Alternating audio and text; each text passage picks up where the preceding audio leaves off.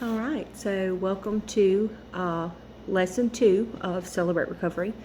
I put these on YouTube for the people that are wanting to come to the in-person classes but maybe live a little bit too far or have work schedules and they're not able to come. So the Lord released me to be able to do them online so that people would be able to still watch them.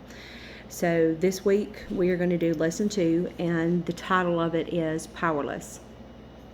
Principle 1 says, realize that I'm not God. I admit that I am powerless to control my tendency to do the wrong thing and that my life is unmanageable.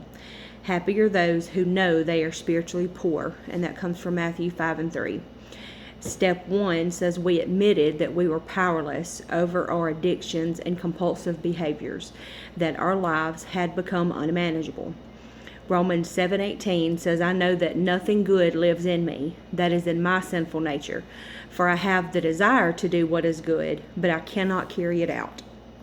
Have you ever wanted to do different than what you are, and you're wanting so hard to just get it right or to stop doing this one thing, but you can't?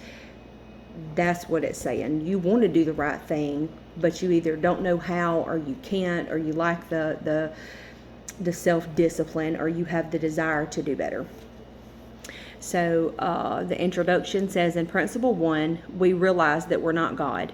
We admit that we are powerless to control our tendency to do the wrong thing and that our lives have become unmanageable.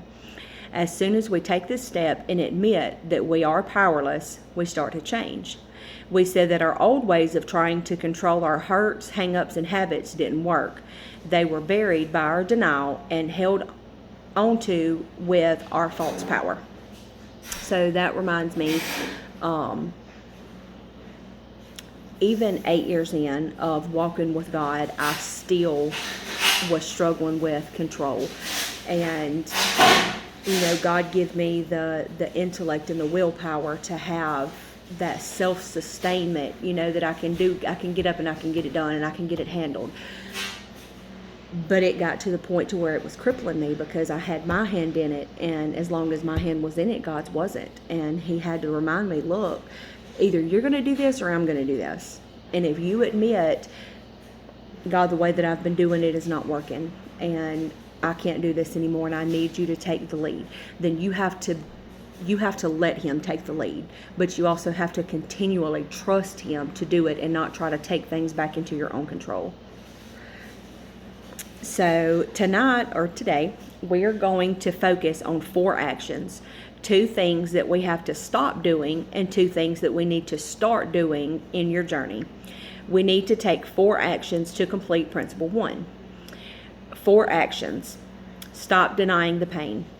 We said that our denial had at least 6 negative effects. It disables our feelings, it wastes our energy, it negates our growth, it isolates us from God, alienates us from our relationship, and it lengthens our pain. You are ready to accept Principle 1 when your pain is greater than your fear. In Psalm 6:2-3, David talks about a time when he came to the end of his emotional and physical resources. Pity me, O Lord, for I am weak. Heal me, for my body is sick, and I am upset and disturbed. My mind is filled with apprehension and with gloom. When David's pain finally surpassed his fear, he was able to face his denial and feel the reality of his pain. In the same way, if you want to be rid of your pain, you must face it and go through it. And then the second action we need to take is to stop playing God. You're either going to serve God or you're going to serve yourself, but you can't do both. Matthew 6:24 says, no one can be a slave to 2 masters. He will hate one and love the other. He will be loyal to one and despise the other.